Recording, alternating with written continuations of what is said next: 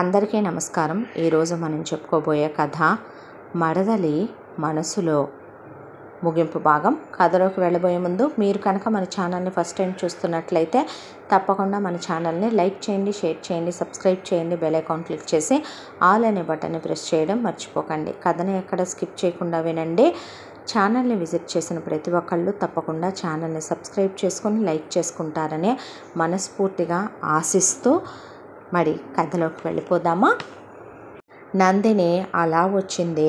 ఆకాష్ వాళ్ళ ఇంట్లో జరుగుతున్న విషయాన్ని చూసి బయటే నిలబడిపోయింది. అప్పటికే ఆకాష్ వాళ్ళ ఇంట్లో చాలాసేపటి నుంచి ఘర్షణ. ఆ రోజున భవ్య ఆకాష్ వద్దంటున్నా సరే అతని గదిలోకి భోజనం తీసుకొని వెళ్ళింది. ఆ భోజనం ప్లేట్ని విసిరికొట్టాడు ఆకాష్. విసిరికొట్టేసరికి భరిస్తున్నాను కదా అని చెప్పి, ఏది తెగేదాకా లాగకూడదు బావా, దేనికైనా ఒక హద్దు ఉంటుంది, మృగంలా ప్రవర్తిస్తున్నావు రాను. మరి ఈ మృగమే నచ్చిందని ఎందుకు చేసుకున్నావే ఆ రోజున అని వీళ్ళు మాట్లాడుకుంటూ ఉండగా కరెక్ట్గా అదే టైంకి నందిని వచ్చేసింది. వచ్చి నందిని వింటూ అలా నిలబడిపోయింది. నువ్వు మృగానివని తెలియక పుట్టిన దగ్గర నుంచి బావే నీ మొగుడు అని ఇచ్చి చేశారుగా, బాగా సుఖపడిపోతున్నాను చూసి ఆనందపడుతున్నావా మామయ్య, ఆనందపడుతున్నావా నాన్న, ఇందుకోసమైనా నా బ్రతుకుని అతనికి ఇచ్చి మీరు కట్టబెట్టింది అంది భవ్య. అలాంటప్పుడు ఉండకే, వెళ్ళిపో, ఎవడుండమన్నాడు నిన్ను, సిగ్గు శరం మానాభిమానాలు చీము నెత్తురు ఉన్నదానివైతే ఎన్ని మాటలు పడుతూ నా దగ్గర ఉండటం ఎందుకు, నువ్వంటేనే నాకు అసహ్యం, నువ్వు నాకు నచ్చట్లేదు అని చెప్తుంటే ఎందుకు మరి నా చుట్టూ నన్నే పట్టుకొని వేళ్లాడుతున్నావో, వ్యాపారం మొత్తం అప్పచెప్పాంగా డబ్బు కోసం మా కూతుర్ని చేసుకున్నాడనమాట నీ కొడుకు, అదే మాట నువ్వు కాదు మామ అనాల్సిందే, నేను అనాలి. ఎటు వ్యాపారం మొత్తానికి నేను ఏకైక వారసుని కదా, దీని అడుక్కు తినే మొహానికి బయట నా అంత కోటీశ్వరుడు ఎటు దొరకడు కదా, దాంతోనే చాలా తెలివిగా ట్రాప్ చేసి ఈయన గారు నన్ను కనీ కంఠంతోనే మీతో బంధుత్వాలు ఎక్కడ దెబ్బతినిపోతాయోనని పుట్టగానే ఇంకేముంది మా ఇంటి కోడలని ఈయన గారు నీ పెళ్ళాం మీద తెగ ప్రేమ కారిపోయి చెల్లెల మీద వాగ్దానాలు చేశాడు కదా, దాంతో దీన్ని నా మెడకేసి చుట్టారు, 1కి 100 సార్లు ఏదో మొయ్యలేని బరువుని నీకేసి కట్టారన్నట్టు మాట్లాడకు బావా, నిజం చెప్తున్నాను, నువ్వు నాకు మొయ్యలేని బరువే, నిన్ను చూస్తుంటే నాకు అసహ్యం వేస్తుంది, నిన్ను చూస్తుంటే నాకు కంపరం వేస్తుంది, నువ్వు నా ఎదురుగా ఉంటే నాకు ఒంటి మీద తేళ్ళు జర్లు పాకుతున్నాయి, పిచ్చి పడుతుంది నాకు, నువ్వంటేనే నాకు అసహ్యం, ఎందుకే ఆ బ్రతుకు, ఎందులో అన్న దూకి చావరాదు, ఛీ అంటున్నా నన్నే పట్టుకొని వేలాడటం ఎందుకో, ఇష్టం వచ్చినట్టు మాట్లాడబాకరా, ఊడుకుంటున్నాను కదా అని చెప్పి నా కూతురికి నువ్వు తప్ప వేరే గతి లేక నీకు ఇచ్చి చేశామా, అంత గతున్నప్పుడు తీసుకెళ్ళి చేసుకోవమ్మా, పారేస్తాను విడాకులు పారేస్తే మా అమ్మాయికే పెళ్ళవదా ఏంట్రా అన్నాడు వెంకట్రావు. అలాంటప్పుడు చేసి చూపించుకోవయ్యా, ఎవడొద్దన్నాడు, అసలు ఇది ఆడపుటకే పుట్టిందా, దీనిలో ఒక్కటైనా ఆడలక్షణం ఉందా, అసలు ఏం తప్పు చేసిందని అంటున్నావురా దాన్ని అని ఒకవైపున ఈశ్వరి మహేశ్వరరావు మాట్లాడుతూ ఉండగా, నోరు మూస్తారా ఇంకా మీరు, అదంతా బలుపుగా పొగరుగా కొవ్వు పట్టి అదే నువ్వే నాకు గత అంటున్నప్పుడు అదే నాకు గత, అవును ఇప్పుడు అదే మాట మాట్లాడుతాను, పెళ్ళై 1 ఇయర్ అయిపోయిందే, సంవత్సరం నుంచి నేను నీతో పడ్డ హింసలు అన్నీ ఇన్ని కాదు, నువ్వు నన్ను పెట్టిన నరకాలు అన్నీ ఇన్ని కాదు, మనిషి కనపడితేనే అసహ్యించుకుంటావు, ఈ చేతులు ఏదుంటే అది తీసుకొని విసిరి కొడతావు, నేను నీ భార్యను కాదా, నేను నీకు భోజనం పెట్టకూడదా, నీతో పాటు గదిలో ఉండకూడదా, గదిలో ప్రతిరోజు నరకమే, తాగొస్తావు, సిగరెట్లు తాగుతావు, నన్ను నానా మాటలు అంటావు, నాకేం కర్మ నీతో ఇవన్నీ పడాలనే, ఇంకా నయ్యం నన్ను ముట్టుకోకుండా చాలా మంచి పని చేసి నా నెత్తిన పాలు పోసావు, ఎక్కడా మరి నువ్వు పెద్ద ఫిగర్ అని నిన్ను ముట్టుకోవటానికి ఎందుకురా ఇన్ని నాటకాలు ఆడుతున్నావు, కాలేజీకి వెళ్ళావుగా, హాస్టళ్ళకి పంపావుగా అన్నయ్య, అక్కడ దేన్నో మరిగినట్టున్నాడు, దాంతో అన్నీ అయిపోయినట్టున్నాయి, అది చీకొట్టి ఎవరినో చేసుకొని పోయినట్టుంది, దాన్ని మర్చిపోలేక నీ కొడుకు భగ్న ప్రేమికుల్లాగా తయారై మహేశ్వరరావు నా కూతుర్ని నానా నరకాలు పెడుతున్నాడు, ఇది బాగుపడే లక్షణం కాదు అన్నాడు వెంకట్రావు. ఎందుకురా ఈ గొడవలన్నీ అంది ఈశ్వరి. నోరు ముయ్యి నువ్వు, ఎవరు చెప్పినా ఏం చెప్పినా నేను చెడిపోయాను, నీ కూతురు పతివ్రత కదా, మరే అలాంటి పతివ్రతని ఇంకా నా ఇంట్లోనే ఉంచటం ఎందుకు, మీరు ఈ క్షణమే మీ కూతుర్ని తీసుకొని మీరు వెళ్ళిపోండి అంటే అతిగతి లేకుండా నీ కాళ్ళు పట్టుకొని వేళ్లాడటానికి నేనేమీ అంత గతి లేని దాన్ని కాదులే, కానీ అనేసరికి గతి ఉన్నదానివే కదే, అంటే నీకన్నా బెటర్ ఆప్షన్స్ ప్రతి ఒక్కళ్ళకి ఉంటాయి అంటే కాదు, ఆ బెటర్ ఆప్షన్స్ తీసుకొని అప్పుడు కనపడవే రోషం పౌరుషం ఉంటే సిగ్గులేందానా అనేసి ఇంట్లో నుంచి భవ్య జుట్టు పట్టుకొని మేనత్త మేనమావని మరదల్ని కలిపి ఇంట్లో నుంచి బయటికి గెంటేశాడు ఆకాష్. ఒరే అంటుంటే నోరు ముయ్యకపోతే అని చెయ్యెత్తాడు వాళ్ళ అమ్మా నాన్నల మీద. అసలు తను చూసే ఆకాశేనా ఇతను? ఇలా కూడా మాట్లాడతాడా? పెద్దవాళ్ళంటే గౌరవం లేకుండా ఇలా భార్యని తాగి స్మోక్ చేస్తూ ఇలా టార్చర్ చేస్తూ భార్యని ఇలా వెళ్ళకొడతాడా? పెళ్ళైన తర్వాత ఎందుకు తన్ని టచ్ చేయలేదు? అసలు ఏంటిదంతా? వేరే అమ్మాయిని ప్రేమించాడా? వేరే అమ్మాయిని ప్రేమించినప్పుడు వేరే అమ్మాయితో అంత క్లోజ్ అయి అన్నీ షేర్ చేసుకున్నప్పుడు మరి దాన్నే చేసుకుని ఉండాల్సింది కదా. నిజంగానే కట్నం కోసం చేసుకున్నాడా? డబ్బుల కోసం చేసుకున్నాడా? ఇతను అందరి మగాళ్ళలాగే చీప్ ఫెలోనా? నాకు హెల్ప్ చేశాడంటే దాని వెనక కారణం ఏమై ఉంటుంది?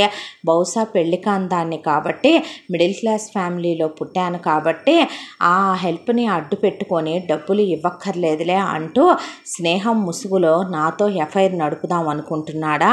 ఎంతకైనా తెగించిన వాళ్ళు లాగానే ఉన్నారు వీళ్ళు అనే లక్ష ఆలోచనలు నందిని మైండ్లో. దాంతో నెక్స్ట్ డే ఎటు సాటర్డే కాబట్టి ఆఫీసు లేదనే దాంతో వాళ్ళ నాన్నతో, నాన్న సారపు డబ్బులు ఇచ్చారు తెప్పిచ్చేయాలి కదా నాన్న అంటే, ఇచ్చేయమ్మా అనేసరికి ఇంట్లో ఉన్న గోల్డ్ అంతా తీసుకెళ్ళి బ్యాంక్లో కుదువ పెట్టి సేవింగ్స్లో ఉన్న డబ్బులు, తన శాలరీలోంచి సేవ్ చేస్తున్న డబ్బులు, ఇక మరికొంత డబ్బు అప్పుగా తీసుకొని మొత్తానికి ఆకాష్ ఇచ్చిన డబ్బులు ఒక సూట్ కేసులో సర్దుకొని సోమవారం రోజున ఆఫీస్ టైంకి ఆఫీసుకు వెళ్ళిందే. మీతో మాట్లాడాలి అందే. అన్న తర్వాత పర్సనలా లేకపోతే ఆఫీస్ విషయమా అన్నాడు ఆకాష్. పర్సనలే, అయితే ఈవినింగ్ మాట్లాడుకుందాం అందరూ వెళ్ళిపోయాక అంటే అందరూ వెళ్ళిందాక ఆగిందే. ఆఫీస్ మొత్తం ఖాళీ అయిపోయిందే. బయట ఆఫీస్ బాయ్, సెక్యూరిటీ, ఆఫీసులో వీళ్ళిద్దరే ఉన్నారు. చెప్పు నందు ఏంటి అంటే బ్రీఫ్ కేస్ తీసుకొని అతను ఎదురుగా పెట్టింది. ఏంటిది అన్నాడు. అంటే మా నాన్నగారి ఆపరేషన్ కోసం మీరు చాలా పెద్ద దయాద్ర హృదయంతో సహాయం చేశారు అనుకున్నాను సార్. అది చాలా తప్పని నిన్న మీ ఇంటికి వచ్చి మీరు మీ భార్య పట్ల, మీ అత్తమామల పట్ల, మీ తల్లిదండ్రుల పట్ల మీరు ప్రవర్తించిన తీరు చూశాక మీరెంత లోతైన మనిషో, మీకెంత పెద్ద పెద్ద మాటలు వచ్చో, మీరెంత పచ్చి తాగుబోతో, మీరు ఎలాంటి వ్యక్తో అర్థం చేసుకున్నాను. కారణం లేకుండా ఒక ఆడదాన్ని పెళ్లి చేసుకొని ఆవేదనకి గురి చేస్తూ ఎటు మరదలేలే చిన్నప్పటి నుంచి పెళ్ళామనే అన్నారనే దాంతో ఎవరికీ చెప్పుకోలేదులే ఏ హింసలు పెట్టినా అనే దాంతో 4 గోడల మధ్య ఆమెను ఉంచి ఆమెను తాకకుండా చిత్రహింసలు పెట్టి మాతృత్వానికి దూరం చేస్తూ మీరు ఎవరినో కాలేజీలో ప్రేమించి వాళ్ళు మిమ్మల్ని చీకొట్టి వెళితే వాళ్ళతో ఏలివెన్ రిలేషన్షిప్లో ఉన్నారో ఏంటో, దాంతో ఆ పగ ఆ కోపం అంతా తప్పతాగి ఇంట్లో సంస్కారం లేకుండా అమ్మా నాన్నల మీద చెయ్యెత్తి మేనత్త మేనమామల్ని నానా మాటలు అని వాళ్ళ కూతుళ్ళని ఇంట్లో నుంచి బయటకు గెంటి గతున్న దగ్గర వెళ్ళి చెప్పుకోండి, దిక్కున్న దగ్గర చెప్పుకోండి అనే మీలాంటి వాళ్ళు మాట్లాడిన మాటలకి మీరు కాబట్టి సరిపోయింది. ఇంకొకళ్ళైతే నేను చెప్పే సమాధానమే వేరేగా ఉండేదే. ఈ డబ్బులు ఎందుకు తిరిగి ఇచ్చేస్తున్నానో తెలుసా? నేను జాబ్ కూడా రిజైన్ చేస్తున్నాను. ఇదిగో రిజైన్ లెటరు. నేను మనుషుల్లో మానవత్వాన్ని చూసి గౌరవించే మనిషిని, మీలో అది లేదని తెలిసిందే. ఇక్కడ ఆఫీసులో మీరు చేసేది నటన, నిజం కాదు. మీ ఒరిజినల్ క్యారెక్టరు మీరు నిన్న ఇంట్లో ఉన్నారే అదే. మీరు మనుషుల్ని ఎలాగైనా సరే ఏమైనా చేయగలరు మీకు నచ్చినట్టుగా. బహుశా ఎటు డబ్బులు ఇచ్చానులే అని ఆ డబ్బులు అడ్డు పెట్టుకొని నాకెటు పెళ్లి కాలేదు కదా, శుభ్రంగా చెయ్యేస్తే వేయించుకుంటుందిలే స్నేహాన్ని అడ్డు పెట్టి ఏ బిజినెస్ ట్రిప్పులకో వెళ్ళినప్పుడు ఏ డ్రగ్సో కలిపి ఏ కాలో జారొచ్చులే ఏ కడుపో చేయొచ్చులే, ఇటు ఇంట్లో ఇల్లాలు వంటింట్లో ప్రియురాలని ఒక ఆడది చాలదు కదా నీకు, ఎంతమంది జీవితాలనైనా నాశనం చేస్తావు. అక్కడ మరదలు ఇక్కడ నేను ఇంకెంతమందో. నీ మరదలు నీతో ఉండి ఎటు సుఖపడేది లేదు. అవును, తను నాతో ఉండటం కన్నా నా నుంచి విడిపోతేనే తను సుఖంగా ఉంటుంది, నా నుంచి వెళ్ళిపోతేనే తను ఆనందంగా ఉంటుంది అన్నాడు పెద్దగా ఆకాష్. ఆఫీసర్ రీసౌండ్ వచ్చేసింది. అంత పెద్దగా ఆకాష్ మాట్లాడటం నందిని ఎప్పుడూ వినలేదు. దాంతో నేను చెప్పాల్సింది చెప్తాను, నువ్వు నమ్మడం నమ్మకపోవటం నీ ఇష్టం. నా గుండె బ్రద్దలైపోయే ఈ నిజం సంవత్సరమైంది నాకు తెలిసే. ఈ సంవత్సరంగా నేనెంత పెయిన్ మోస్తున్నానో నువ్వు విందువు కానీ విన్న తర్వాత తప్పొప్పులు ఏంటనేది తెలుసుకోలేనంత అమాయకురాలివి కాదు. అప్పటికే తప్పు నాదేననుకుంటే ఈ నిమిషమే నీ రిజైన్ యాక్సెప్ట్ చేసి ఆ డబ్బులు నేను తీసుకుంటాను, నువ్వు వెళ్ళిపోదు కానీ మళ్ళీ లైఫ్లో నీ మొహం నేను నా మొహం నువ్వు చూడొద్దు. కానీ నా గుండెల్లో బరువు భారం దించుకోవటానికైనా ఎన్నాళ్ళు నేను నీతో చేసింది పవిత్రమైన స్నేహమే. ఏంటే నువ్వేమైనా పెద్ద ఫిగర్వా? నేను 60 లక్షల రూపాయలు ఖర్చు పెట్టి నీతో పాటు బెడ్ షేర్ చేసుకునేంత గ్రేట్ ఫిగర్ నని ఫీల్ అవుతున్నావా? నువ్వే ఫ్రీగా వస్తానన్నా సరే, నువ్వే నగ్నంగా నుంచొని నగ్న ప్రదర్శనలు ఇస్తానన్నా నాకు అంత మూడు లేదు, అంత ఎంజాయ్మెంట్ చేసేటటువంటి మనిషిని నేను కాదు. ప్రతి ఒక్కదానికి ఎలా కనపడుతున్నాడే ఈ ఆకాష్ అంటే అంత చీప్ ఫెలోలాగా కనపడుతున్నాడా ఏంటి? కాలేజ్ డేస్లో నేను ఒక అమ్మాయిని ప్రేమించాను, ఆ అమ్మాయి నన్ను కాదనుకొని వెళ్ళిందా? ఈ ఆకాష్ అందానికి, ఈ ఆకాష్ క్యారెక్టర్కి, ఈ ఆకాష్ చదివే చదువుకి, వీడి తెలివితేటలకి, వీడిలో ఉన్నటువంటి సెన్స్ ఆఫ్ హ్యూమర్కి సరదాగా ఉండే నన్ను చూసే 10th క్లాస్కే 50 మంది అమ్మాయిలు నాకు ప్రపోజ్ చేసిందే. ఇంటర్లో 200 మంది అమ్మాయిలు ప్రపోజ్ చేశారు. అప్పుడు ఇంజనీరింగ్లో ఎంత అయి ఉంటుందంటావు వాళ్ళ లెక్క, పీజీకి వచ్చేపాటికి ఎంత అయి ఉంటుందంటావు? నేనే చెయ్యాలనుకుంటే ఆ పనులు నీ దాకా దాని దాకా వచ్చి ఆగాల్సిన అవసరం లేదు. ఎక్కడా మీరు మిస్ ఇండియా ఒకళ్ళు, మిస్ యూనివర్స్ ఒకళ్ళు, మిస్ వరల్డ్ ఎక్కడన్నా ఉందేమో తీసుకురాపోయావా? మిమ్మల్ని చూసి తెగ మోజు పడిపోయానా నేను? ఎంత క్యారెక్టర్లెస్ ఫెలోలాగా లెక్క కట్టేశావే నువ్వు కూడా. తండ్రి చావు బ్రతుకుల్లో ఉన్నాడు, మీ నాన్న నిన్ను చాలా ఉన్నత వ్యక్తిత్వంతో ఆడపిల్లవైన మగపిల్లాళ్ళ ధైర్యంగా పెంచి పెద్ద చేశాడు. నాలో లేనిదే ఆ ధైర్యం. మీ నాన్న ఈ ఇంతకాలంగా నీకు ఈ 1 ఇయర్లో చాలా మ్యాచెస్ వచ్చినాయి.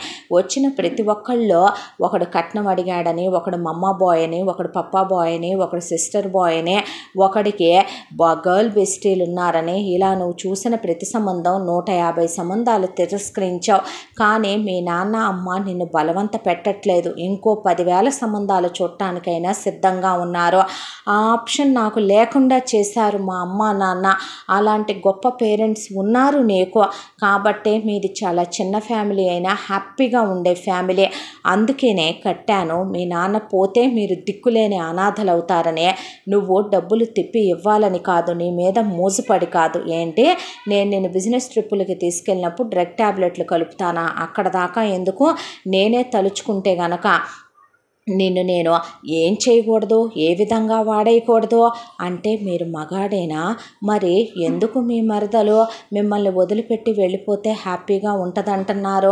నేను గేఫెలోని కాదు, నాకు అన్ని ఫీలింగ్స్ కలుగుతాయి. నాకు పిల్లలు పుడతారు, అవ్వకూడని చోట నాకేమి యాక్సిడెంట్లు అవటాలో, లేదంటే క్రికెట్ బంతులు తగలటాలో, లేదంటే నేనేదో గోడలెక్కి దూకేటప్పుడు నేను సంసారానికి పనికి రాకుండా వెన్నుపూసలు డ్యామేజ్లు అవటాలో ఎలాంటి ఏమీ జరగలేదు పాప. నేను అన్ని విధాలా పర్ఫెక్ట్ మగాడినే.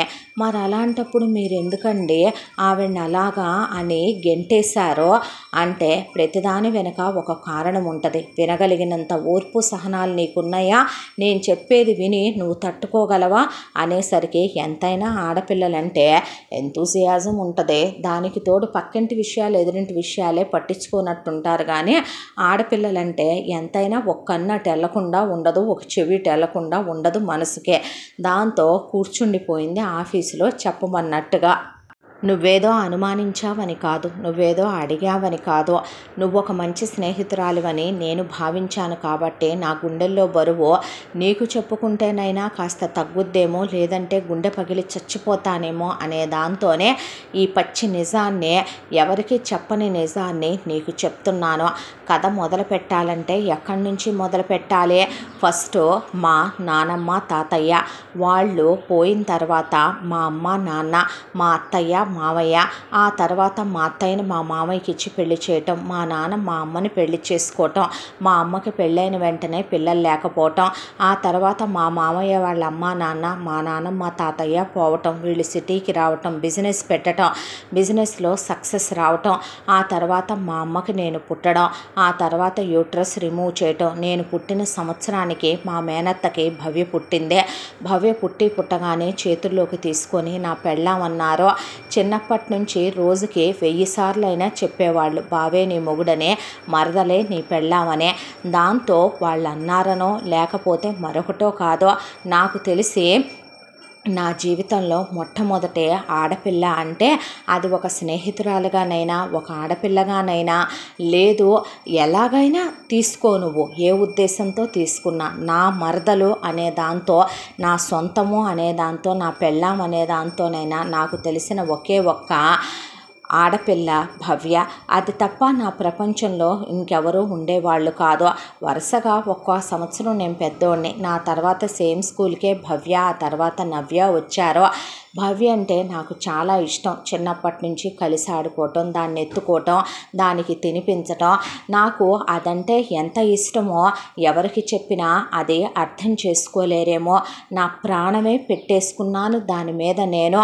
ఆ తరువాత అది పెద్ద మనిషి అయినప్పుడు నా పెళ్ళాం, ఇప్పుడు అది పరిపూర్ణమైన అమ్మాయి అయ్యింది. నేను టీనేజ్కి వచ్చాను.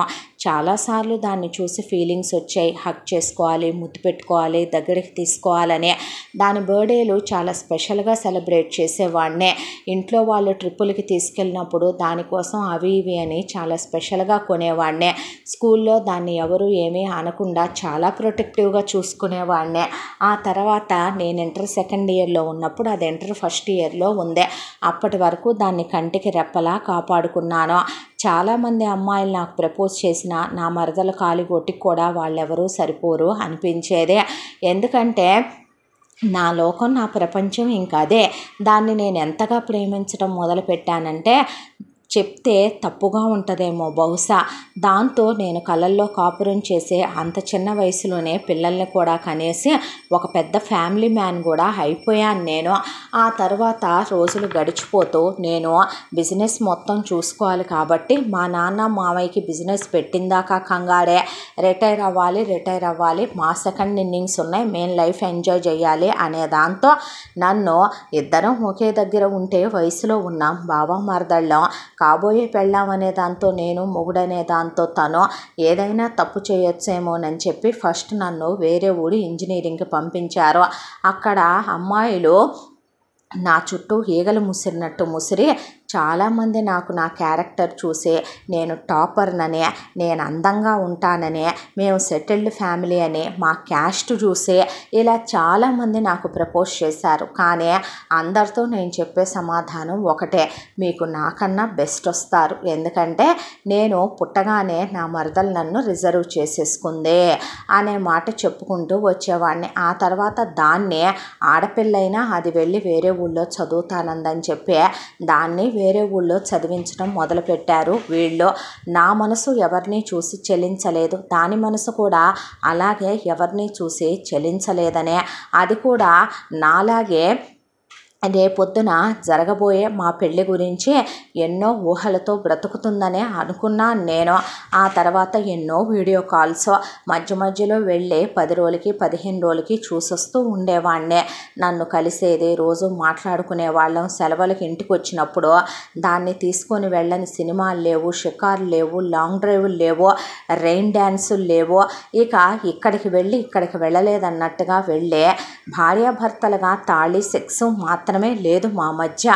ఎందుకంటే ముద్దుల్లాంటివి తన పెట్టుకోకూడదు పెళ్ళికి ముందే, పెళ్ళి అయిన తర్వాతనే తనతో క్లోజ్ అయితే ఆ ఎంజాయ్మెంట్ వేరేగా ఉంటుందనే దాంతో ఇద్దరం లిమిట్స్లో ఉండేవాళ్ళం. కానీ ఒక ప్రేమించుకునే ప్రేమికులకి ఏమాత్రం తగ్గేది కాదు మా ఇద్దరి ప్రేమ.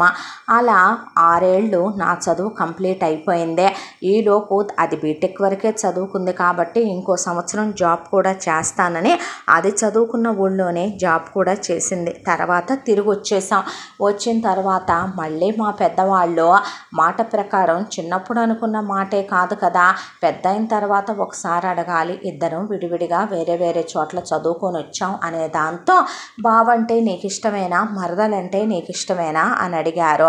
నా వరకు నా ప్రపంచం చిన్నప్పటి నుంచి అదే.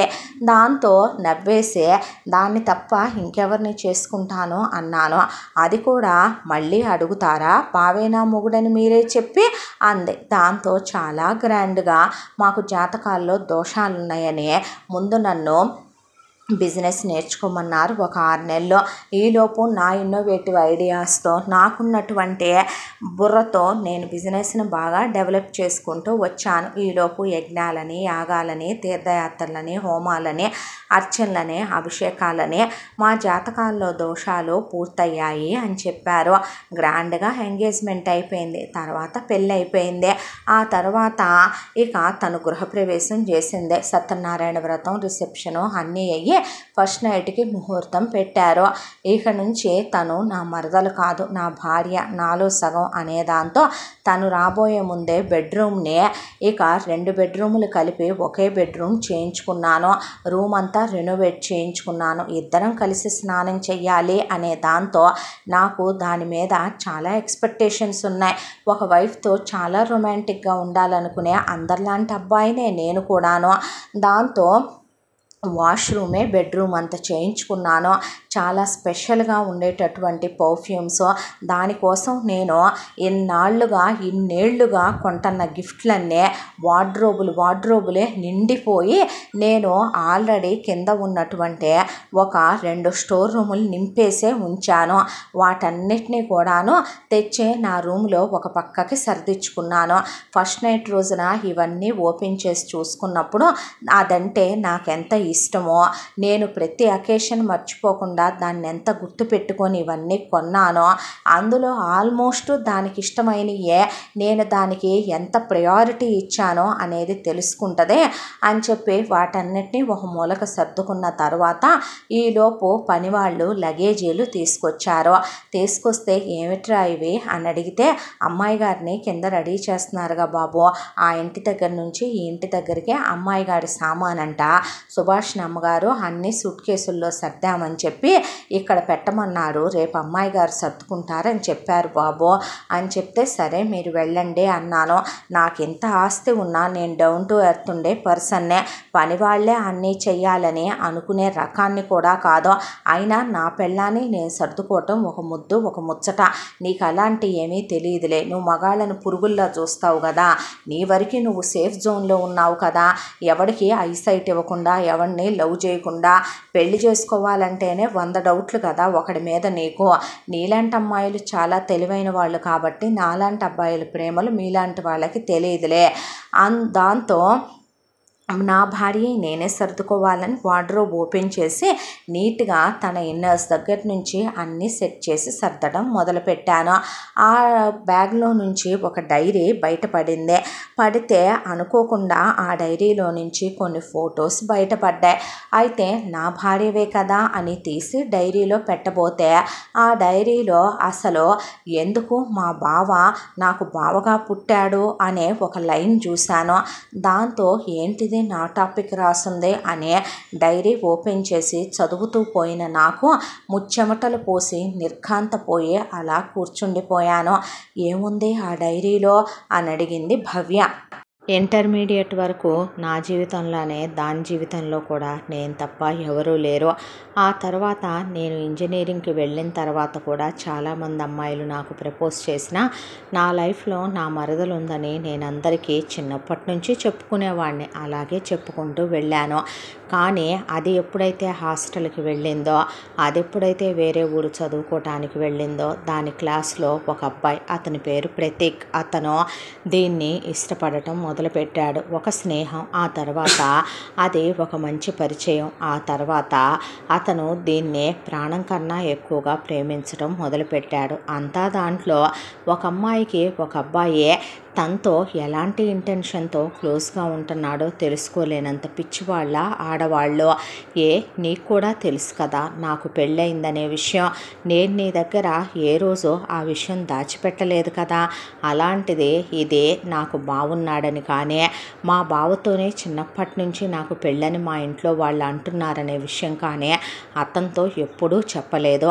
నీకో విషయం తెలుసా, ఆ తర్వాత అతను దీన్ని ప్రేమించటం, అలా 6 సంవత్సరాలు వీళ్ళ ప్రేమ కొనసాగటం, అవన్నీ ఎలా జరిగిపోయాయో తెలుసా. అంతా దాంట్లో కూడా నా మరదల్లో ఎప్పుడూ చూడని చాలా ఫేజెస్ నేను ఆ డైరీ చదివినప్పుడే చూశాను. అందులో ఏంటంటే నా మరదలు అతనితో కలిసి బైక్ మీద అతన్ని హక్ చేసుకొని లాంగ్ డ్రైవ్లు వెళ్ళగలదు, సినిమా హాల్కి వెళ్ళి కార్నర్ సీట్లలో కూర్చొని అతనితో కలిసి మూవీస్ చూడగలదో, అతనితో కలిసి షాపింగ్లకి వెళ్ళగలదో, అతనితో కలిసి వాళ్ళ ఇంటికి వెళ్ళి వాళ్ళ అమ్మ నాన్న బ్లెస్సింగ్స్ తీసుకుని, ఒక పండగకి తనకు ప్రాజెక్ట్ ఉందని రాకుండా అలా అతనితో కలిసి వెళ్ళి రాగలదో, అలా అతనికి ఒంట్లో బాగోపోతే తనే పక్కనే ఉండే నిద్రాహారాలు మాని చూసుకోగలదో. చిన్నప్పటి నుంచి నేను దాని మీద ఎక్స్పెక్టేషన్స్ ప్రేమ పెంచుకున్నానే తప్ప అది ఎప్పుడు నా మీద పెంచుకోలేదు. ఆ తర్వాత అతను ప్రేమిస్తున్నానని చెప్పినప్పుడు కూడా అది నో అని చెప్పలేదు, ఎస్ అని చెప్పలేదు, న్యూట్రల్గా ఉండిపోయింది. ఆ తర్వాత 1 ఇయర్ జాబ్ కూడా ఇద్దరు కలిసే చేసుకున్నారు.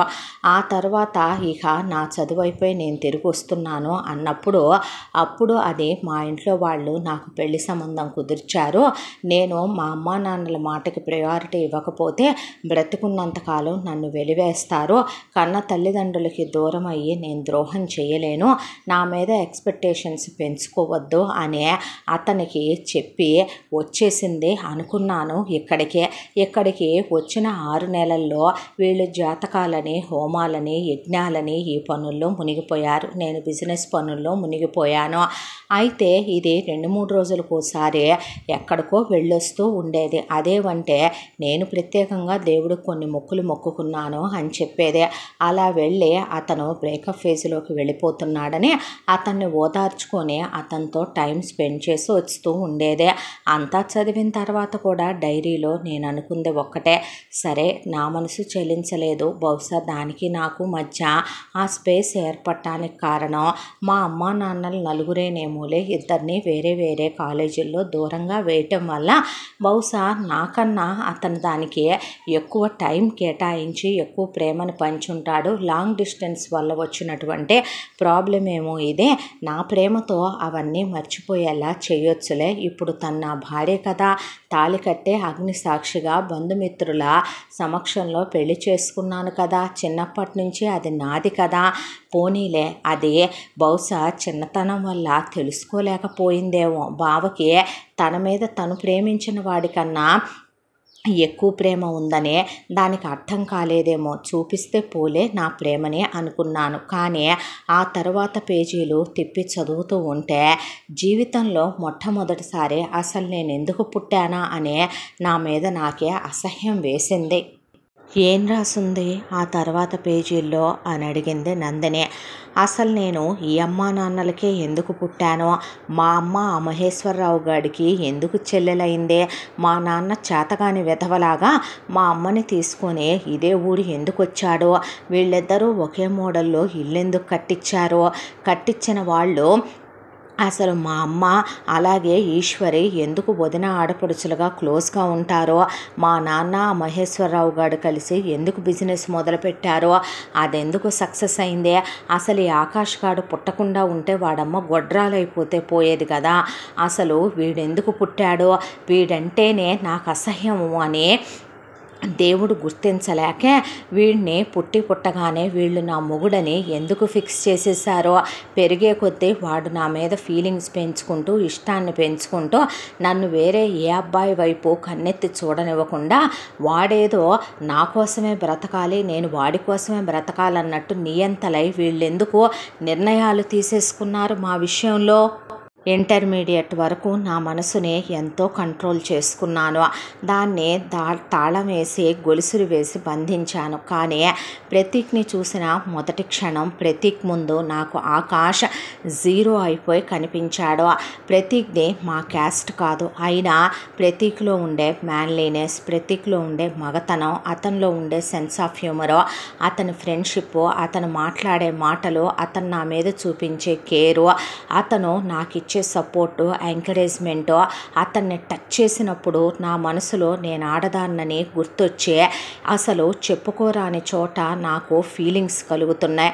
నేను అతనితో క్లోజ్ అవ్వాలని నా మనసు తప్పించిపోతుంది, నా పెదవులు అదురుతున్నాయి, నాకు అతనే కావాలనిపిస్తోంది. కానీ ఎంత బ్రతికి ఇంటి వెనకాల చచ్చినట్టు వీళ్ళు పెంచిన పెంపకాల్లో వీళ్ళు నన్ను ఏ సంస్కృతి సాంప్రదాయాలనే సంకెళ్ళు వేసి పెంచారో అందువల్ల నేను నా లైఫ్లో వీడున్నాడనే ప్రతీకి చెప్పాలని చాలాసార్లు అనుకున్నా.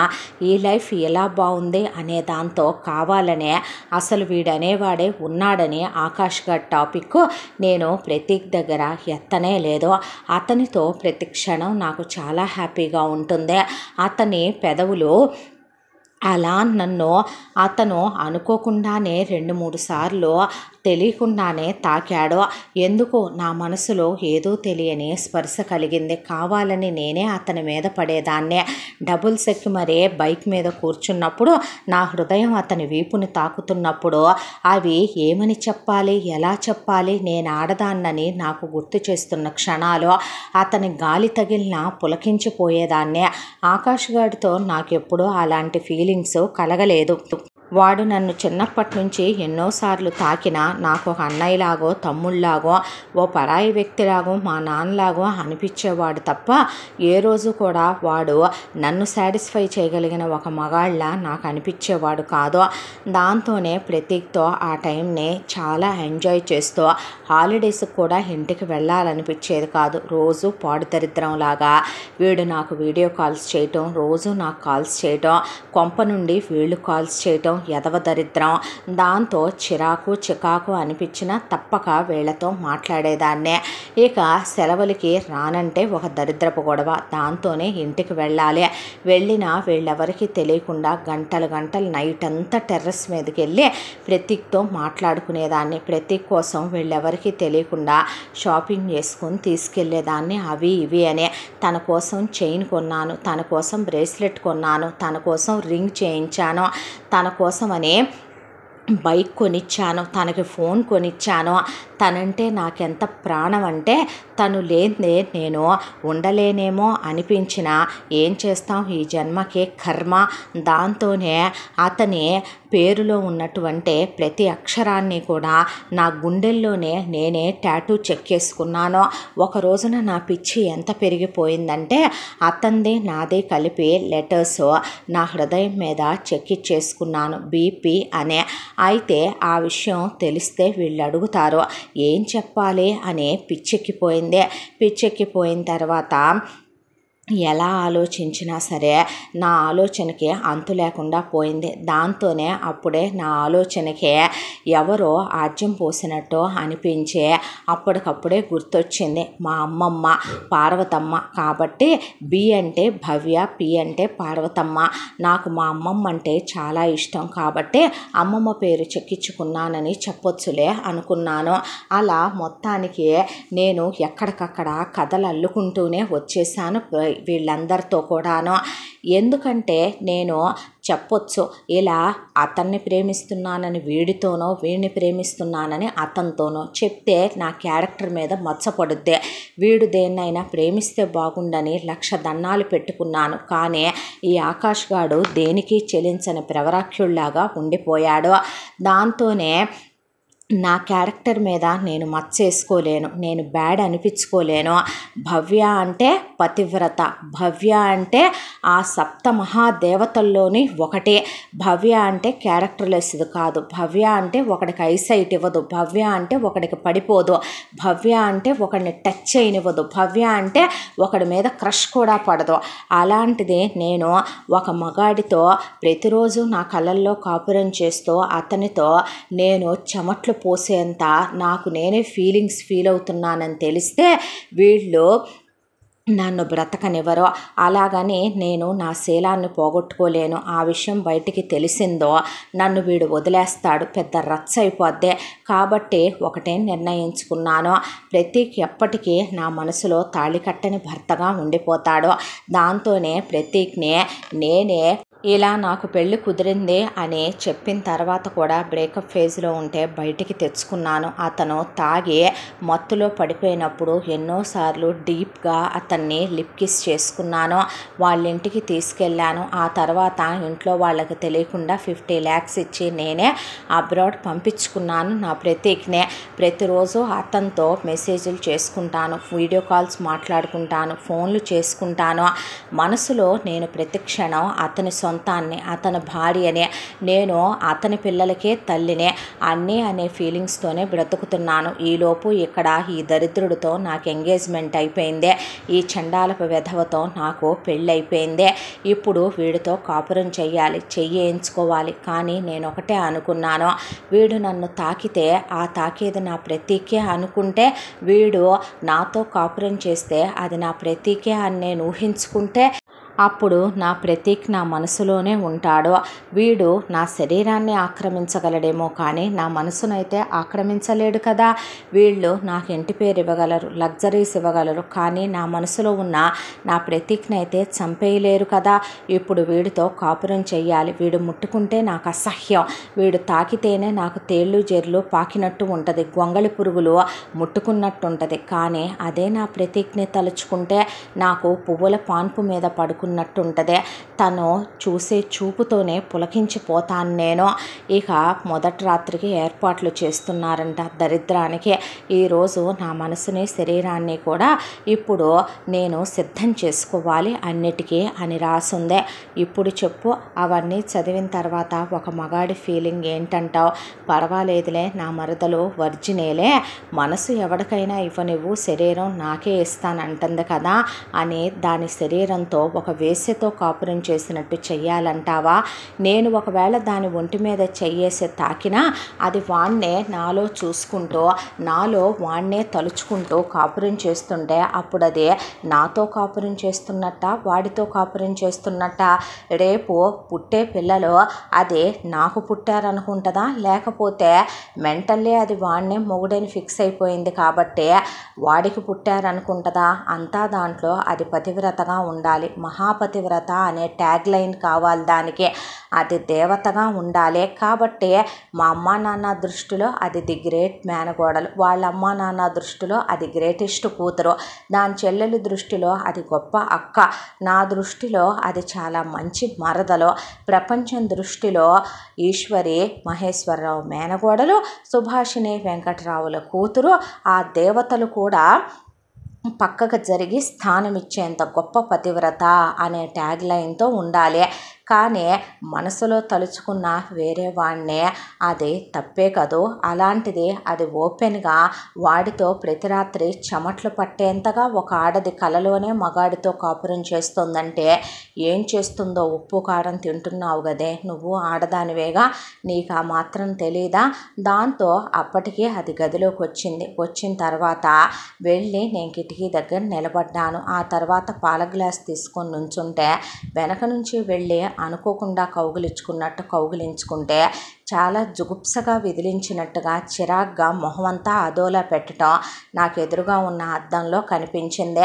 ఆ తర్వాత చాలాసేపటికి అది పడుకున్నాక నేను పడుకున్నాను. ఆ రోజు నేను తాకలేదని అది మనసులో చాలా హ్యాపీగా ఫీల్ అయింది. ఆ విషయం నాకు తెలుసు. అనుకోకుండా నిద్రలో వేసినట్టు చెయ్యేస్తే అది నా చెయ్యిని ఎంత అసహ్యంగా పట్టుకున్నట్టు క్లాత్తో పట్టుకొని పక్కకి విసిరేసిందో తెలుసా? అలాంటి దాంతో ఏమని కాపురం చేయనో తాళి కట్టాను కాబట్ట ఈ విషయాలన్నీ మా ఇంట్లో వాళ్ళకి చెప్పొచ్చు. నేను బంధువులు చుట్టాలని పిలిచి పంచాయతీ పెట్టి వాళ్ళ పరువు నేను తీయొచ్చు. ప్రపంచం ఏమంటదే దానికి సర్ది చెప్తామంటదే.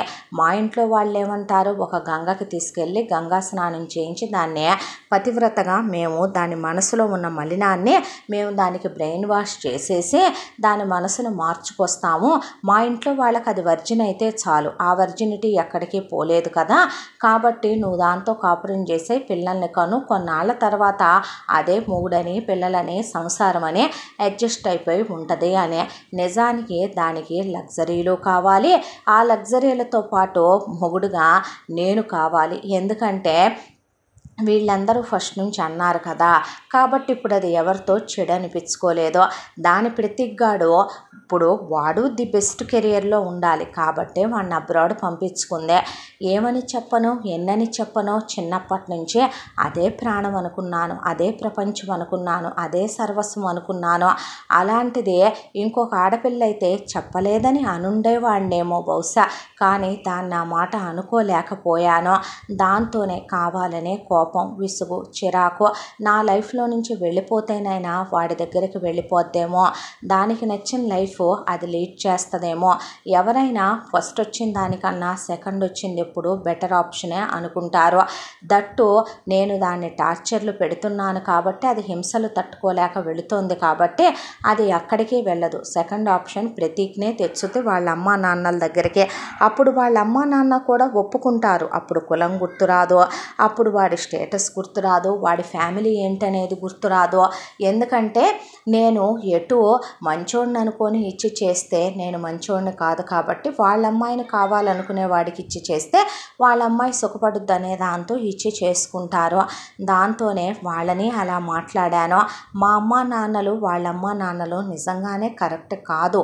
ఎందుకో తెలుసా నందు, చిన్నప్పుడే పిల్లలకి పెళ్ళిళ్ళు డిసైడ్ చేసేదో, బావ మరదళ్ళనే మేనమామ మేనకోడళ్ళని ఫిక్స్ చేయటం తప్పు.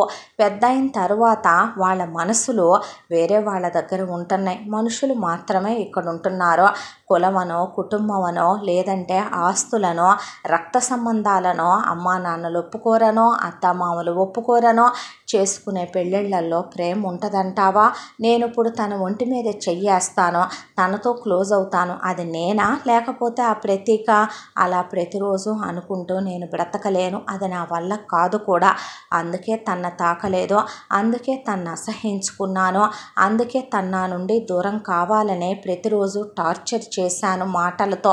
కానీ అంతా దాంట్లో దాన్ని నేను అంత విసిగించినా తోసేశానే తప్ప ఒక్కరోజు కూడా ఒక్క దెబ్బ కొట్టలేకపోయాను. మరి ఈ తాగుడెందుకు, మీరింత తాగడం? అది నన్ను ప్రేమించలేదు కానీ నేను దాన్ని ప్రేమించాను కదా. అది నన్ను కొట్టిన దెబ్బలో నుంచి ఎలా బయటికి రావాలో తెలియట్లేదురా నాకు. అందుకే ఈ స్మోకింగ్, అందుకే ఈ డ్రింకింగ్. తాగకపోతే చచ్చిపోతానేమో అనిపించేస్తుంది. స్ట్రెస్కి స్మోక్ చేయకపోతే తల్లో నరాలు చిట్లిపోతాయేమో అనిపిస్తుంది. ఇంటికి వెళ్ళాలనిపించదు, ఇంట్లో ఉండాలనిపించదు. ఎంత పని మీదేసుకున్నా ఇంకా నాకు ఎందుకు టైం ఉంటుందే అనిపించి బాధపడుతున్నాను. ఇంత దాంట్లో మీ అమ్మా నాన్నలు నిన్ను పెంచిన పెంపకం, నిజంగా నువ్వు నేను ఇన్నాళ్ళుగా స్నేహంగా ఉన్నాంగా. నాకు పెళ్ళయిందని నీకు తెలుసు, నీ లైఫ్లో ఎవరూ లేరని నాకు తెలుసు. మరి నువ్వెందుకు నా దగ్గర ఏ విషయం దాయలేదు? అన్నీ చెప్పావు, నేనెందుకు నీతో చెప్పాను? మనిద్దరిది ఫ్రెండ్షిప్పేగా, నువ్వు నేను ఒక అమ్మాయి అబ్బాయేగా. ఎప్పుడూ నువ్వు నా మీద ఎందుకు మోజుపడలా? ఎప్పుడూ నేను నీ మీద ఎందుకు మనసు పడలా? మనిద్దరిది ఎందుకు ఇలా క్లీన్ అండ్ క్లియర్ ఫ్రెండ్షిప్లా ఉందే? పోనీ ఉన్నది ఉన్నట్టు చెప్పుకోవచ్చు కదా, మా బావ ఇలా ఉన్నాడు అని చెప్పొచ్చు. లేదా బావ అతను నన్ను ప్రేమిస్తున్నాను అంటున్నాడు, నీ మీద నాకు ఎలాంటి ఫీలింగ్స్ లేవురా, పిచ్చెదవా నువ్వు పెంచుకున్నావు కానీ నా మీద అని చెప్పుండొచ్చు కదరా. ఎందుకు ఇలా టార్చర్ చేయటం? దాంతోనే లాయర్ని కన్సల్ట్ చేస్తే 1 year తర్వాత అయితే మ్యూచువల్ ఫాస్ట్గా వస్తుంది అన్నాడు. అందుకే గెంటేశాను. నిన్న జరిగిన విషయం ఇదే. ఇప్పుడు దాని మీద మా రెండు ఫ్యామిలీలకి సింపతి ఉంటుంది. చుట్టాలు బంధువులకి అందరికీ ఇప్పుడు నేను ఎనిమినే. అది ఎటు జాలిని పొందే ఒక ఆడదే. ఇది ఎటు కూడా వాడికి ఇప్పటికి సంవత్సరం అయిపోయింది కాబట్టి అంతకుముందు ఇది పంపించి ఆల్రెడీ అటు ఇటుగా 2 ఏళ్ళు అవ్వొస్తుంది కాబట్టి ఎంఎస్ అయిపోద్ది వాడిదే. ఇంకొక 5-6 నెలల్లో వాడు అబ్రాడ్ నుంచి వస్తాడు. ఆ తర్వాత ఇది వాడికి చెప్పాల్సినటువంటి ఇంకొక స్టోరీ ప్రిపేర్ చేసుకుని ఉంచుకుంటుంది. చెప్పి తెచ్చి వాళ్ళ అమ్మా నాన్న ముందు నుంచోబెట్టుద్దే. ఇక ఎటు నేనే అందరి ముందు దాన్ని ముట్టుకోలేదని చెప్పాను కాబట్టి అదే అందరి ముందు ఆ మాట 10 సార్లు అనుకుంది కాబట్టి అది వర్జినేనని ఇప్పుడు వాడు కళ్ళు మూసుకొని దాన్ని చేసుకుంటాడు. బాగానే కట్నాలు కానుకలు ఇచ్చి చేస్తాడు మా మామయ్య. అబ్రాడ్ వెళ్ళి దానికి నచ్చిన వాడితో అది సెటిల్ అవుద్ది. మరి ఇంత దాంట్లో మీరెందుకు సార్ చెయ్యని తప్పుకే నిందను మొయ్యాలి? మరి మీ లైఫ్ గురించి మీరు ఆలోచించుకోలేదా? లేదు, అసలు ఇక నేను నా లైఫ్లో దేన్ని గురించి ఆలోచించాలనుకోవట్లేదు. ప్రస్తుతానికి పని ఉంది కదా చాలు, నీతో మంచి స్నేహం ఉందిగా చాలు. ఈ జన్మకి ఒక ఆడది ఇచ్చినటువంటి గిఫ్ట్ తల తిరిగిపోయింది నాకు. మళ్ళీ ఇంకోటి తీసుకోవటానికి సిద్ధంగా లేను. ఇంకొకళ్ళ డైరీలో కొన్ని పేజీలుగా నేను మిగిలిపోవాలనుకోవటం లేదు అనేశాడు ఆకాష్. విన్నావు కదా, ఇప్పటికీ నేను కరెక్ట్ కాదు, క్యారెక్టర్లెస్ ఫెలోని అనుకుంటే ఆ డబ్బు ఇచ్చి రిజైన్ లెటర్ ఇచ్చేసి వెళ్ళు అనేసరికి రిజైన్ లెటర్ చించేసి పక్కన పడేసి బ్రీఫ్ కేస్ తీసుకొని ఫ్రెండ్స్ అని చేయి చాపి మీకన్నా చిన్నదాన్ని కానీ ఎలా ఓదార్చాలో తెలియట్లేదు. ఒక్కటి మాత్రం చెప్పగలను, ఫ్రెండ్స్ అనేసిందే. ఆ తర్వాత ఆకాష్ ఫ్రెండ్స్ అన్నాడు. అక్కడి నుంచి నందిని వెళ్ళిపోయింది. ఒకటే ఆకాష్ని గురించిన ఆలోచనలు మనసులో లేదు. ఎందుకో ఫస్ట్ టైం వెక్కిళ్ళు పెట్టి టెర్రస్ మీదకి వెళ్ళి ఏడ్చేసిందే. మంచివాడు దేవుడు లాంటి వాడు ఆయన అబ్బాయిలు దొరకట్లేదని నాలాంటి వాళ్ళు ఏడుస్తుంటే అలాంటివి డిజర్వ్ చేసుకోలేవేమో బహుశా కూడాను అనిపించి ఫస్ట్ టైం ఆ అమ్మాయికి అసహ్యం వేసింది భవ్య అంటే. వాళ్ళ అమ్మా నాన్నలు కూడా వెనక ముందు ఆలోచించుకోకుండా ఆకాష్ లైఫ్ స్పాయిల్ చేశారని బాధపడింది. ఆ తర్వాత ఆకాష్ అన్నట్లుగానే మ్యూచువల్కి అప్లై చేసేసారు. చేయగానే ఆకాష్కి భవ్యకి డివోర్స్ వచ్చేసిన తర్వాత వెంకట్రావు నాకుంది 2 ఆడపిల్లలేగా మహేశ్వరరావు, ఆ బిజినెస్ ఏదో నువ్వే తీసుకొని నా షేర్ అమౌంట్ ఇచ్చేసే అనేసరికి అదేంటి బంధుత్వాలు లేకుండా ఎందుకు బావా చేసుకోవటం అని మహేశ్వరరావు అంటే, ఇప్పటికి నువ్వు చేసినవి చాలవా? నేను ఆ బిజినెస్ చూసుకోలేను అనుకుంటున్నావా ఏంటి? నువ్వు ఇచ్చేయమన్నప్పుడు ఇవ్వు, అది కాదురా ఇవ్వు అని ఆకాష్ అని వాళ్ళ డబ్బులు కూడా వాళ్ళకి ఇప్పించేశాడు. ఆ తర్వాత ఆ ఇంటి మీద కాకి ఈ ఇంటి మీద కాకి అటు ఇటు వాలట్లేదు.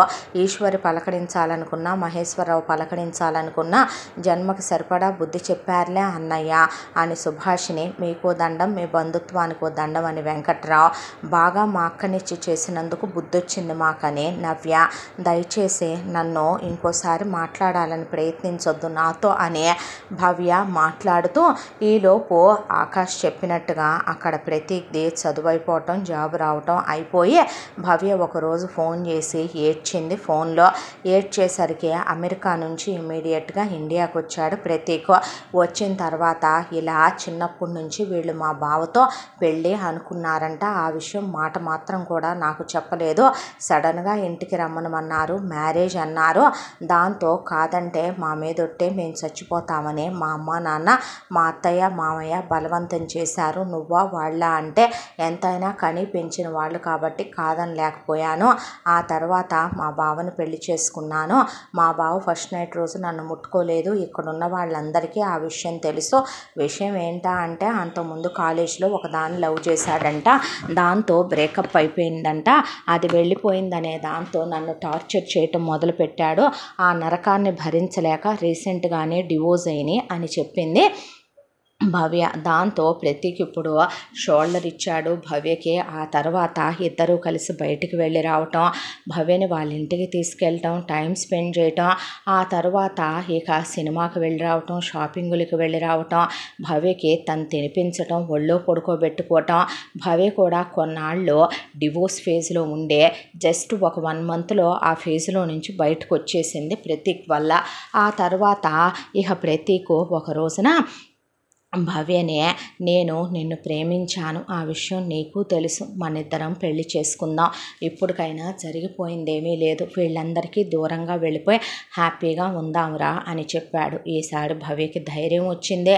దాంతో సుభాషిణి వెంకట్రావు దగ్గరికి వెళ్ళి, ప్రతీక్ అని ఒక అతను నా క్లాస్మేట్, అతను నన్ను ఇష్టపడ్డాడంట, అతను నా లైఫ్లో ఇలా జరిగిందని ఫ్రెండ్స్ అందరూ చెప్తే నా కోసమనే అబ్రాడ్ నుంచి ఇండియాకు వచ్చాడు, వచ్చి నన్ను కలిసి నేను మామూలు మనిషిని అవ్వటానికి అతను చాలా హెల్ప్ చేశాడు, ఇప్పటికీ జరిగిపోయిందేమీ లేదు, ఆ డివోర్స్ని నేను ఒక పెళ్లి కింద పరిగణించట్లేదు, కాబట్టి నిన్ను పెళ్లి చేసుకుంటాను, అబ్రాడ్ వెళ్ళిపోదాం అంటున్నాడు నాన్న, ఏమంటారు, మీ ఇష్టం, మీరు ఎలా చెప్తే అలా వింటానందే. ఇక మేనల్లుడు కూతురు జీవితాన్ని నాశనం చేశాడు కాబట్టి ఇప్పుడు ప్రతీక్ దైవంలా కనిపించాడు సుభాష్ని వెంకట్రావుకే. గ్రాండ్గానే చేసుకుందుగానని భవ్యకి ప్రతీక్కి పెళ్ళి కుదిర్చేసి ఈశ్వరి మహేశ్వరరావు మొహాన కూడా ఒక శుభలేఖ కొట్టి అక్కడే ఉన్నటువంటి ఆకాష్కి శుభలేఖ ఇచ్చి, బంగారం లాంటి దేవత లాంటి వజ్రం లాంటి నా కూతుర్ని నువ్వు కాల్దన్నుకున్నావు కదరా, దేవుళ్ళ లాంటి వాడు అమెరికా నుంచి వచ్చాడు మమ్మాయిని చేసుకోవటానికి, మమ్మాయే ప్రాణం, మమ్మాయే ప్రపంచం, మమ్మాయే లోకం అనుకుంటున్నాడు అని చెప్తే, అలాంటప్పుడు ఇచ్చి చేసేసుకుంటే పోలే అని ఆ శుభలేఖని అక్కడే విసిరుకొట్టి వెళితే ఎంత పొగరు అనుకున్నారు సుభాష్ వెంకట్రావు. తర్వాత భవ్యకి ప్రతీక్కి పెళ్ళి అయిపోయింది, ఫస్ట్ నైట్లు అయిపోయినాయి, హనీమూన్లు అయిపోయినాయి. కావాలనే భవ్య ఆకాష్కి కనపడేలా ప్రతీక్ని టెర్రస్ మీద లిప్ లాకులు పెట్టుకోవటం, అతనితో కలిసే కారుల్లో కొన్నాళ్ల పాటు విచ్చలవిడిగా తిరగటం అయిపోయి ఇక అబ్రాడ్కి వెళ్ళిపోయిందే. కాలచక్ర ప్రవాహంలో కాలం అలా 3 సంవత్సరాలు గడిచిపోయిందే. అబ్రాడ్ వెళ్ళిన భవ్య అక్కడ ఎంఎస్ చేస్తూనే ప్రెగ్నెంట్ అయిందే. ప్రెగ్నెంట్ అయిన తర్వాత ఒక పాప కూడా పుట్టిందే. ఎన్నాళ్ళు ఇండియా రమ్మనమంటే వీళ్ళ ముఖాలు చూడాల్సి వస్తుంది, నేను రాను అందే. కనీసం పిల్ల అన్నప్రాసనకైనా రామ్మ, ఇక్కడ గ్రాండ్గా చేద్దాం, నువ్వెవడకు భయపడాలే, నీ బ్రతుకు ఏమైందమ్మా, బంగారం లాగా ఉంటే అని వెనక నుంచి సుభాషిణి వెంకట్రావు ఒకటే ఫోన్ల మీద ఫోన్లు చేస్తే వెళదాంగా అనే ప్రతీక్ పాపను తీసుకొని భవ్యని తీసుకొని ఇండియాకు వచ్చాడు. ఇక చుట్టాలు బంధువుల్ని అందరినీ పిలిపించి చాలా గ్రాండ్గా పాపకి అన్నప్రాసన ఏర్పాట్లు చేసుకున్నారు. అయితే ఈశ్వరి మహేశ్వరరావుని వాళ్ళు పిలవకపోయినా మన ఇంటి కోడలు కావలసిన పిల్ల ఎవరింటి కోళ్ళైనా అది మన మేనగోళ్లే, బాగుండాలని కోరుకోవాలని పుట్టిన పాపకు బంగారపు వస్తువులు, ఇక మేనగోళ్ళకి మేనగోళ్ళ భర్తకి బట్టలు, ఆ తర్వాత ఇక తీసుకోవాల్సినవన్నీ కొన్ని తీసుకొని వీళ్ళు కూడా బయలుదేరి వెళ్ళారు వాళ్ళ ఇంటికి. వెళ్తే ఈ ఇంతకాలంలో కూడా డివోర్స్ అయిన దగ్గర నుంచి భవ్యకి పెళ్ళయిందాక, అబ్రాడ్ వెళ్ళిందాకా ఆకాష్ విషయంలో జరిగినాయన్నీ నందినికి తెలుస్తూనే ఉన్నాయి. ఈ ఇంతకాలంలో నందినికి చాలా మ్యాచ్లు వచ్చినా కూడా ఒక్కటి సెట్ అవ్వల. వాళ్ళ అమ్మ నాన్న బలవంతం చేయలే. నందిని తమ్ముడు డాక్టర్ చదువుతున్నాడు కూడా, ఆకాష్తో చాలా మంచి ఫ్రెండ్ అయిపోయింది. ఇద్దరూ కలిసే ఆఫీస్ వ్యవహారాలు చూసుకుంటూ ఇద్దరూ కలిసే ఆ మూవీ వచ్చిందంటగా వెళ్దాంగా, డిన్నర్కి వెళ్దాంగా, లంచ్కి వెళదాంగా అని చెప్తే వెళ్ళిన ఆకాష్ని మార్చాలని నందిని ఎంత ప్రయత్నించినా ఒక 10-20% మించి మారలేకపోయాడు. భవ్య కొట్టిన దెబ్బ గుండెల మీద బాగా తగిలేసింది ఆకాష్కే. దాంతో మనిషి ఎన్నిసార్లు నందిని తాగుడు మానమని చెప్పినా విపరీతంగా తాగుడికి అలవాటైపోయి పడిపోవటం, నందిని ఆకాష్ని ఇంటికి తీసుకొచ్చి పడుకోబెట్టడం ఈశ్వరి మహేశ్వరరావు కూడా తెలుసు. ఆ తర్వాత ఆ రోజున కూడా ఫంక్షన్కి చుట్టాలు బంధువులు అందరూ వస్తే వీళ్లతో మాటలు కలుపుదాం, బంధుత్వం కలుపుకుందాంలే, జరిగిపోయిందేదో జరిగిపోయిందని ఈశ్వరి మహేశ్వరరావు అక్కడే కూర్చున్నారు. ఈలోపు ఆకాశం తీసుకొని నందిని ఆఫీస్ దగ్గర నుంచి బయలుదేరిందే. ఆకాష్కి ఆ రోజు ఎందుకో ఉన్నట్టుండే తల తిరుగుతోంది. నేను డ్రైవ్ చేస్తానులే అని చెప్పి నందిని అలా డ్రైవ్ చేస్తుంటే మొత్తానికి నీకు ఒకటి అర్థమవుతుందా, కృష్ణుడు అర్జునుడిని కూర్చోబెట్టి రథం తోలుతున్నట్టు అనిపించట్లా నందు, చాలే నువ్వు నీ మాటలు అని నందిని డ్రైవ్ చేసుకుంటూ తీసుకొస్తే ఆకాష్ అలా కారు దిగాడో లేదో బంధువులందరూ చుట్టూ కమ్మేసి ఎంత పొగర్రా నీకు, ఎంత గర్వం రా నీకు, ఏమో లెమ్మనమని మేన అత్త కూతుర్ని ఇచ్చి చేస్తాము అంటే పెళ్లి చేసుకొని వేరే దాన్ని ప్రేమించి దాని బతుకు నాశనం చేద్దాం అనుకున్నావు, దానికేమైంది బంగారంలాగా అమెరికా పిల్లాడు దొరికాడు పెట్టాడు ఆ ప్రతీక్ మొగుడుగా. చూడు కూతురు ఎలా పుట్టిందో, అన్నప్రాసన ఎలా చేసుకుందో, ఆ పిల్ల నీ ఇంట్లో నీకు పుట్టాల్సింది కాదు, అదే నువ్వు అలా సంతోషంగా ఉండాల్సింది కాదు అని ప్రతీక్ని పక్కన పెట్టుకొని వీళ్ళు క్లాసులు పీకుతూ, ఏం బావుకున్నావురా పెళ్ళి పేరెంటం లేకుండా ఇలా తయారయ్యావో అనకూడదులే, కానీ నువ్వు ఒక మొజనువి మరి తప్పతాగి ఎక్కడ పడితే అక్కడ పడిపోవటానికే, ఏం బతుకురా ఏం పెంపకాలరా అని వీళ్ళు మాట్లాడుతూ ఉండగా అప్పటికే గంట పైన అయిపోయింది. వీళ్ళు నుంచోబెట్టి ఆ అబ్బాయికి క్లాసులు పీకటం. నువ్వు కాదన్నంత మాత్రం దాని బ్రతుకు నాశనం అయిపోయిందా, దాని బతుకు హ్యాపీగా ఉందా, అది ఇది అనే. ఈలోపు ఆకాష్ కళ్ళు తిరిగి పడిపోతే వెంటనే హాస్పిటల్కి తీసుకెళ్ళింది నందిని. అందరూ మళ్ళీ అక్కడికి హాజరుపడ్డారు. హాజరుపడితే విపరీతంగా టాక్సిక్ అయిపోయేంత తాగటం వల్ల చిన్న సర్జరీ చేయాలని ఆకాష్కి ఆపరేషన్ చేసి అలా రూమ్కి షిఫ్ట్ చేశారు. పాపాలు చేస్తే ఎలాగే ఉసురులు తగిలి నాశనాలు అయిపోతారో, వీడు ఏం బాగుపడతాడు అనే పాటికి ఇంకా ఆపుతారా మీరు అనే నందిని ఒక్కసారిగా పెద్దగా అరిచేసరికి అన్కాన్షియస్లో ఉన్న ఆకాష్ కూడా కేకకి స్పృహలోకి వచ్చేసాడు. నర్స్ తన పిలవమంటే నర్సు కూడా గుమ్మంలో నుంచొని నందిని చెప్పేది అలా వింటూ నుంచుంటే, ఈవిడ ఒక మహాపతివ్రత, ఆయన మహాపాపాలు చేసేసారన్నట్టు మీ ఇష్టం వచ్చినట్టు చించుకొని మాట్లాడితే ఊరుకోవటానికి నేను ఆకాష్ గారిని కాదు. ఏ పతివ్రత, నీ బతుకు ఎవడికి తెలియదు అనుకుంటున్నావే నువ్వు, అన్ని నిందలు పక్కన వాళ్ళ మీద తోసేసి నువ్వు మాత్రం పతివ్రతలాగా ఎంత బాగా పతివ్రత ముసుగులో నీ క్యారెక్టర్ డ్యామేజ్ అవ్వకుండా ఎంత బాగా మెయింటైన్ చేసుకొస్తున్నావే వ్యవహారాన్ని అనేపాటికి ఏం మాట్లాడుతున్నావు నువ్వు అని అందరూ కలిసి నందిని మీదకు వచ్చేశారు. చాలే ఆపండి ఇంకా. ఏ ఈశ్వరి గారు, ఏ మహేశ్వరరావు గారు, ఏ సుభాషిణి గారు, వెంకట్రావు గారు, మీ అమ్మాయి హ్యాండ్ రైటింగు మీ మేనగోళ్ళ హ్యాండ్ రైటింగ్ మీకు బాగానే తెలుసుగా.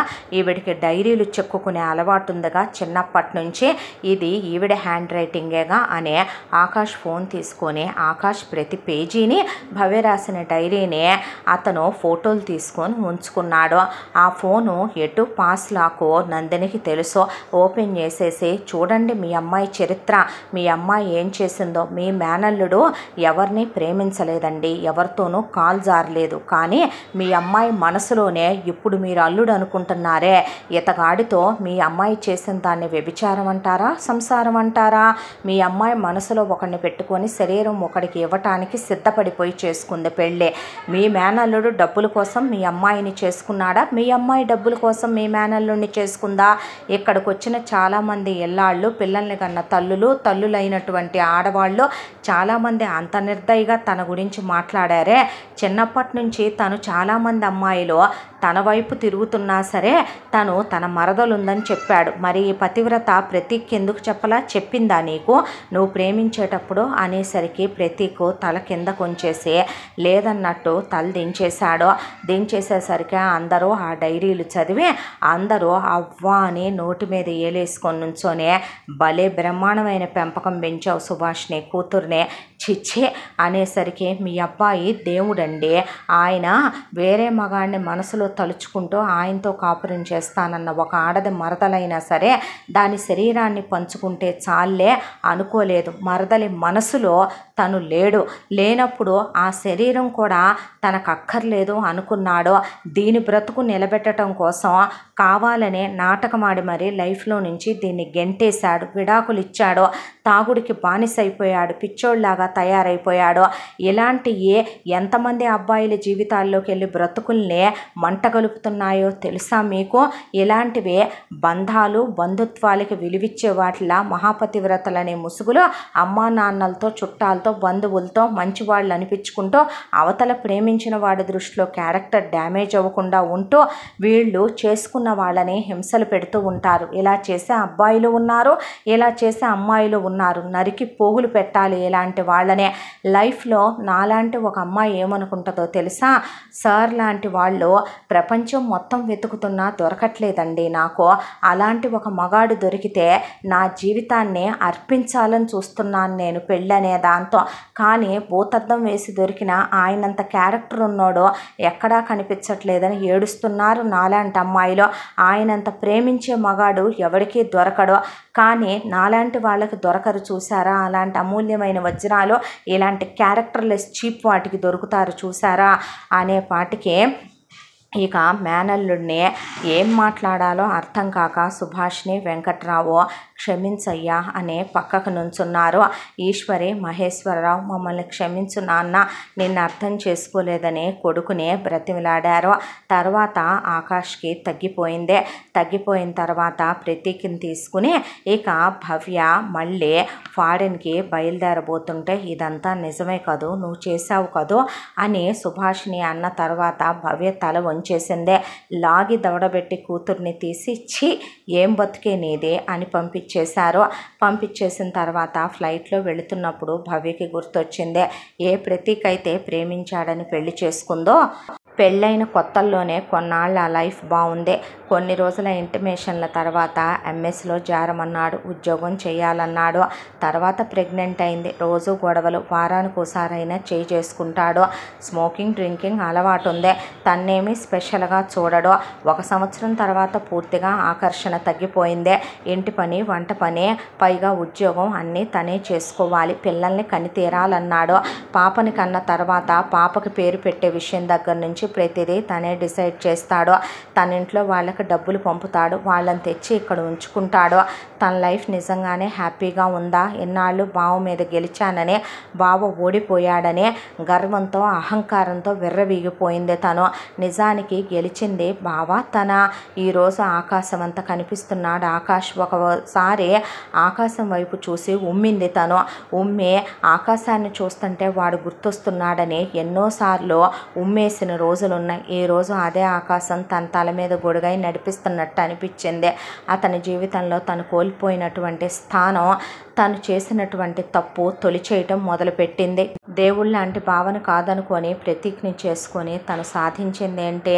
తనని కాదనుకునే తన జీవితాన్ని తనకే గిఫ్ట్గా ఇచ్చి బావ కోల్పోయింది ఏంటి అని ఆలోచించుకొని తన రొటీన్ లైఫ్లో తను పడిపోయినా ప్రతిరోజు బావైతే తన్నిలా చూసుకునేవాడు కాదేమో, బావైతే తన్నిలా అనేవాడు కాదేమో, కానీ అందనంత దూర తీరాల్లో ఉండిపోయారు కదూ ఇప్పుడు తను బావ అనే దిగులుతో తప్పని జీవితాన్ని నెట్టుకురావటం మొదలుపెట్టింది భవ్య. ఈలోపు ఆకాష్కి ఆ రోజు నందిని మాట్లాడిన మాటలో, సార్ లాంటి మంచివాళ్ళు దొరుకుతారా అని నాలాంటి అమ్మాయిలో వెతుకుతున్నా దొరకట్లేదు అని ఆ అమ్మాయి క్యాషువల్గా అన్నా, ఎందుకో అతనికి ఆ మాట చెంప మీద కొట్టినట్టు అనిపించిందే. గడిచిపోయిన గతంలోనే తన జీవితాన్ని ఆపుకోకూడదు అనిపించిందే.